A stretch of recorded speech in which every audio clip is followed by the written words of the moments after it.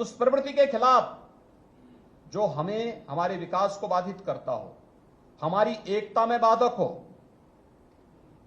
हमारे एक स्वस्थ और समर्थ भारत के निर्माण में जो बाधक होती हो, हमें उस प्रकार की दुष्प्रवृत्ति के खिलाफ आवाज उठानी है। लेकिन तकनीक को अपनाने में कहीं भी अपने आप को पीछे नहीं रखना है।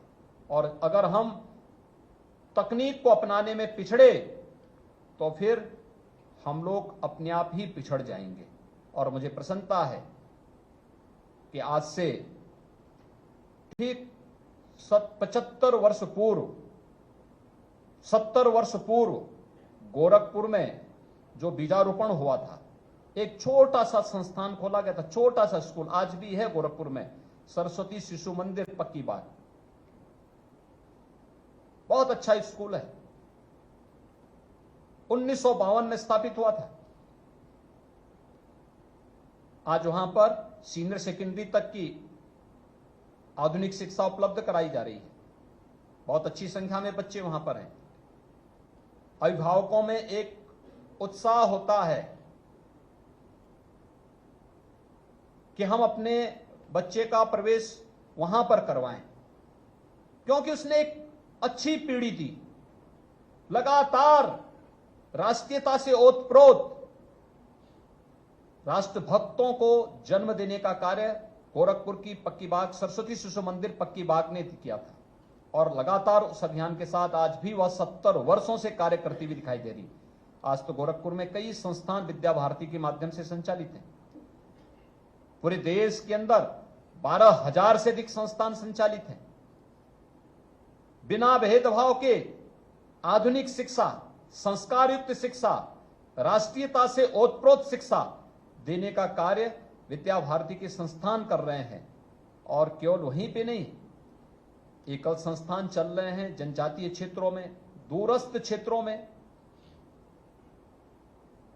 वनवासी क्षेत्रों में, गिरिजनों के लिए, वनवासी बंधुओं के लिए जो सेवा के प्रकल्प चल रहे हैं, वे अलग से कार्यक्रम है। बिना किसी सरकारी सहयोग के लगातार ये कार्यक्रम उस अभियान के हिस्से बने हुए हैं।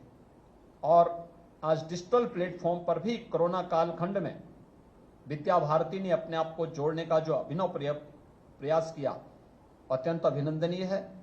अमृत महोत्सव कालखंड में अपने पूर्व सैनिकों का सम्मान, जिन्हें अलग अलग प्रकार के वीरता के पुरस्कार प्राप्त हुए, उन्हें यहां पर अलग अलग अवसरों पर आमंत्रित करके और उनके द्वारा रोचक शब्दों में अपनी बात को भैया बहनों के सामने प्रस्तुत करना, उन्हें भी उसी के अनुरूप बनने के लिए प्रेरणा देना एक अच्छा और सराहनीय प्रयास है। मैं विद्या भारती के इस प्रयास के लिए इसकी सराहना करता हूं। अपने पूर्व सैनिकों का पूरा सम्मान करते हुए विद्या भारती के इस पूरे अभियान को हम जन जन तक पहुंचाने का कार्य कर सकेंगे, इस विश्वास के साथ अमृत महोत्सव के संकल्प के साथ हम सबको जुड़ना होगा।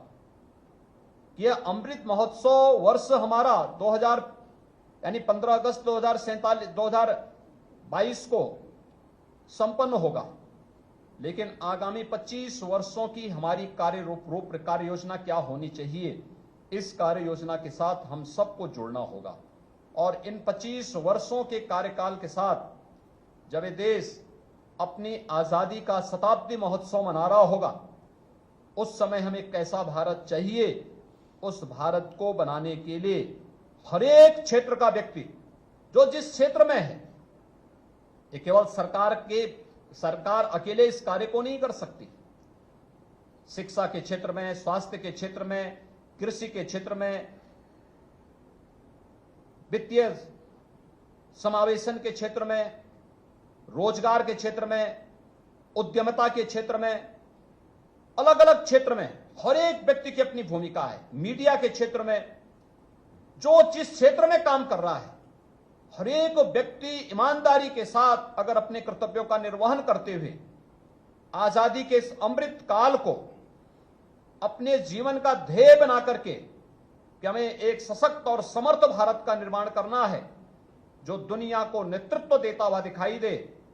भाइयों बहनों, कोई कारण नहीं कि इस प्रकार का भारत का निर्माण न हो सकता हो। अवश्य हो सकता है। प्रधानमंत्री मोदी जी ने विगत 8 वर्षों के अंदर अपने परिश्रम से, अपने पुरुषार्थ से, अपने व्यक्तित्व और अपने विजनरी नेतृत्व के माध्यम से वह करके दिखाया है। हम सबको प्रधानमंत्री मोदी जी के नेतृत्व में उस भारत के निर्माण की दिशा में आगे बढ़कर के कार्य करना होगा। यही अमृत काल का हमारा संकल्प होना चाहिए। मैं इस पूरे अभियान के प्रति अपनी शुभकामनाएं देता हूं। बहुत बहुत धन्यवाद। जय हिंद।